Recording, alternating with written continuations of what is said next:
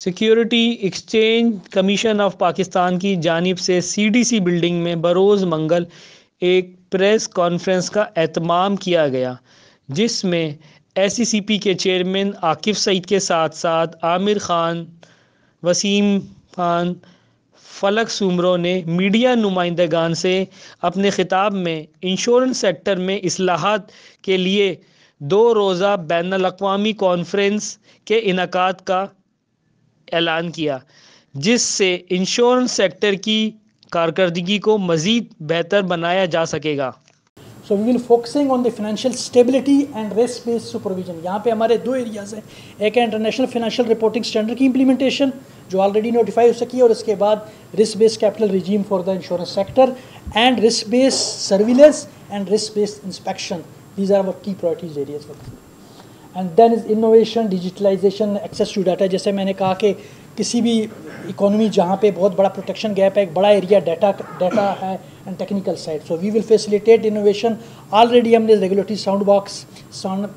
Box launch किए हुए हैं, जिसके अंदर इंश्योरेंस रेलेवेंट चीज़ें भी हमारे पास आई हैं। एक इवेंट नहीं है कि जिसके ऊपर आप लोगों को, जो मीडिया, जो आमिर साहब जिसकी तरफ तवज्जो दिलवा रहे थे,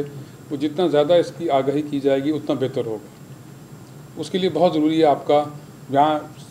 गोंदल साहब को कई बार कह चुका हूँ, इस्लामाबाद में आज मौका मिल रहा है उनकी मौजूदगी में, कराची में कहने का, तो मैं I will always put him on spot कि जो जर्नलिस्ट हैं उनकी ट्रेनिंग के लिए भी कोई हमें एहतमाम करना चाहिए, so that the people are able to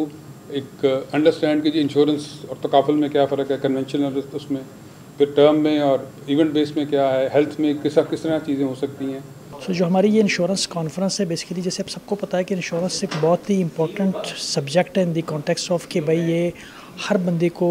कोई ना कोई रिस्क अपनी ज़िंदगी में फ़ेस करना पड़ता है, और कुछ भी ऐसे हालात होते हैं जो उसको फाइनेंशियल प्रोटेक्शन नहीं देता।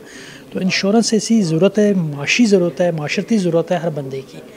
तो हम ये जो कॉन्फ्रेंस करा रहे हैं, हमारा ऑब्जेक्टिव ये है कि इंश्योरेंस की इम्पोर्टेंस को, अवेयरनेस को गवर्नमेंट लेवल पे इसको थोड़ा सा उजागर किया जाए। और ख़ास तौर पे जब पाकिस्तान अब के डिज़ास्टर रिस्क जब से आया, फ्लड्स आए हैं, तो बहुत ज़्यादा ज़रूरत बढ़ गई है कि हमारे यहाँ भी एक रिस्क ट्रांसफ़र का मेकनिज़म इंश्योरेंस की सूरत में मौजूद होना चाहिए। सो हमारी कॉन्फ्रेंस के अंदर क्रॉप इंश्योरेंस, एग्रीकल्चर इंश्योरेंस पे इंटरनेशनल एक्सपर्ट आ रहे हैं, वो इस पर बात करेंगे और फ्यूचर कि इसको किस तरह से बेहतर किया जा सकता है, इसके बारे में रिकमेंडेशन होगी और पॉलिसी रिफॉर्म्स पे बात होगी। इंश्योरेंस जो है ये एक ज़रूरत है, और ये सिर्फ ज़रूरत भी है, और ये एक तरीके से आप समझ लें कि एक इन्वेस्टमेंट है अपनी बेहतरी के लिए और अपने आप को महफूज रखने के लिए। और हमारे मुल्क में इंश्योरेंस की जो पेनिट्रेशन है वो थोड़ी कम है, उसकी कई वजूहात हैं। और अब हम जो कोशिश कर रहे हैं वो इस 2 दिन की जो आपकी एक इंटरनेशनल कॉन्फ्रेंस है, इसके पीछे 8 महीने की मेहनत है। इसके पीछे बहुत सारा डेटा, रिसर्च, रिपोर्ट्स और बहुत सारी जो इंश्योरेंस कंपनीज़ हैं